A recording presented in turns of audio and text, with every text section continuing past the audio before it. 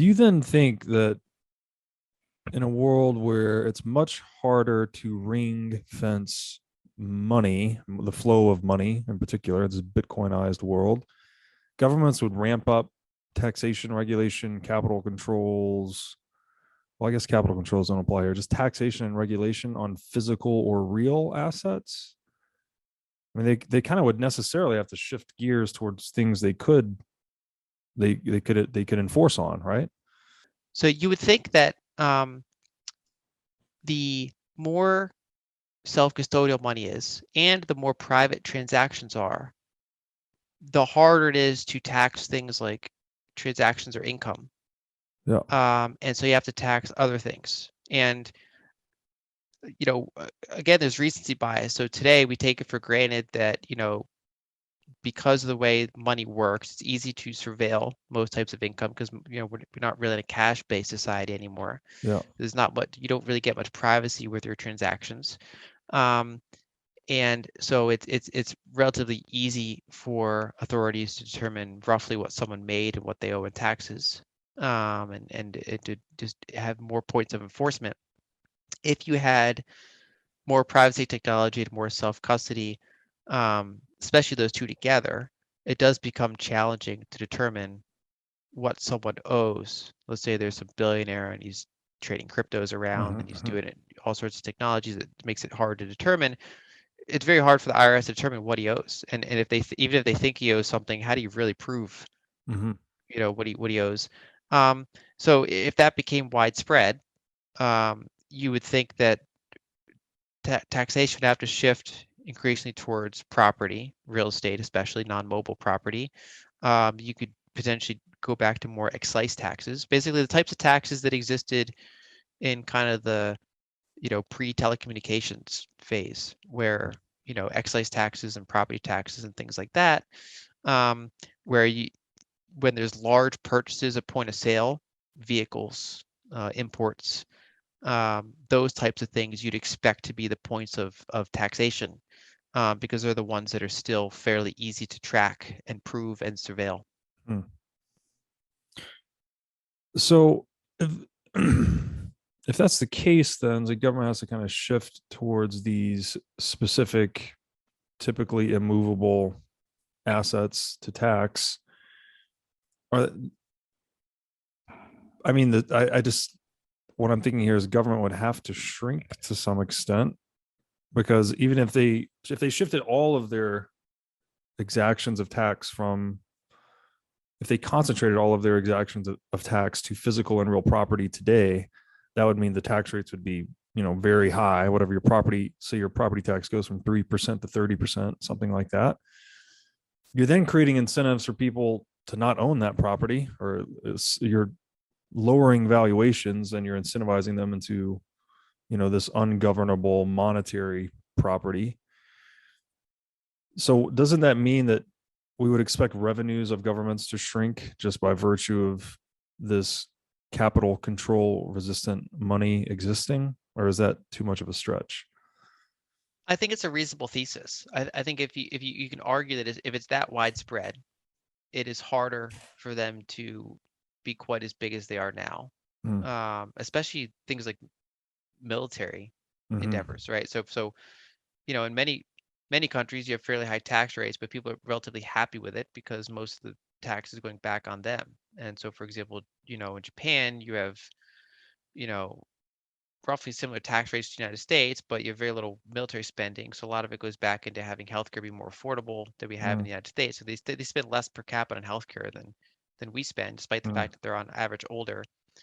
Um, so it would come down, I think, to how happy the society is and how unified the society is around the systems they've built versus how polarized they are, and how Mm. unjust they feel that it currently is, what their taxes are going to. If they feel like they're getting their money's worth, you could certainly argue that, um, if you were not paying income tax, something like a 10% property tax would seem less insane because just like, Right. well, all this other stuff's untaxed, so there's a couple points of high taxation. Right. That would pass on to renters in the form of, even if you didn't Mm-hmm. own property, you'd effectively be paying your portion of tax through your rent because Yeah. landlords would have to raise the prices. So you'd collect it in that way. So you could still have a decent amount of taxation in that scenario. It just, i- I think around the margins, certainly, I think it's harder to get those excess ones when society feels like they're not getting their money's worth at all.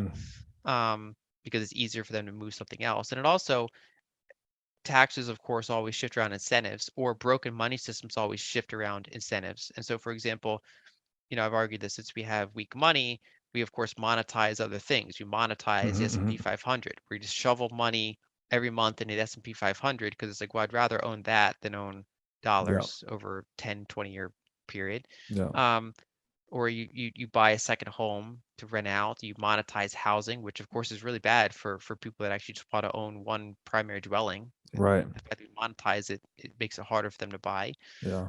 In Weimar Germany, I mean, right now we're monetizing art, right? So Mhm. art is a store of value. And in Weimar Germany, they had this extreme like art monetization. And then when eventually that hyperinflation broke, you'd have art values get like cut in half, because Hmm. there was a certain percentage of the money that was only in there by necessity, Right. that went back to more liquid and better money.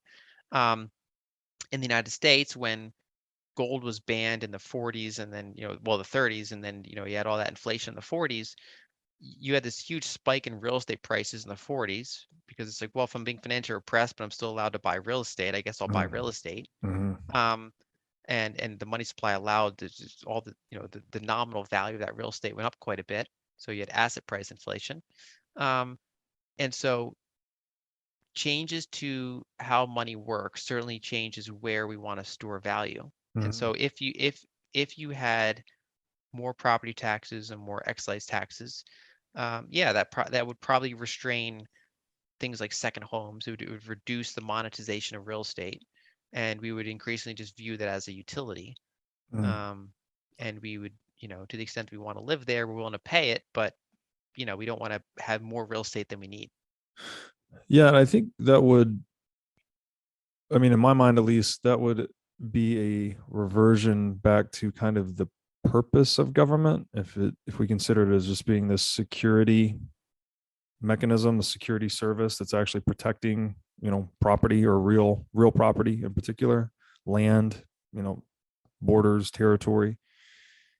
It would seem to make sense that maybe you would just pay based on how much of that footprint you owned that was being protected versus, how much income you're producing and all of this. That, I mean, I guess that does, government does impact that to some extent, but it seems like it gets largely beyond the value that they're creating for entrepreneurs once they start getting into their income and assets and things like that, versus just paying some kind of like a flat tax on land, perhaps.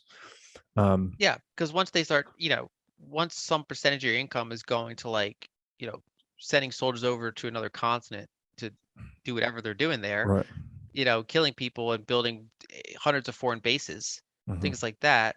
There's this kind of like rank order of things that people would probably put up less if it was harder to, well, one, if it's harder to dilute money, Yeah. and then two, if it's harder to surveil and then tax money. And Mhm. so they, obviously they'd want police and firefighters and things like that to protect their Yeah. property, and then they want roads. You can have tolls and things like Yeah. that. They can collect taxes for them, and then maybe some societies still want healthcare. Maybe they Yeah. want government healthcare. Maybe other ones don't, depending on their culture and things like that. Maybe they vote for it, they want it, they Yeah. get it.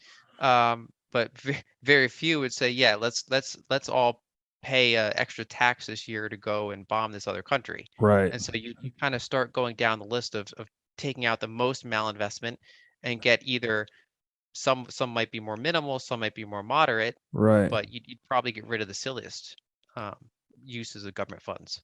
Yeah, no, that's a great point. Just a contraction in overall malinvestment, starting with the most malinvested, which would be warfare, where you mobilize people and capital to go and destroy people and capital. Yeah.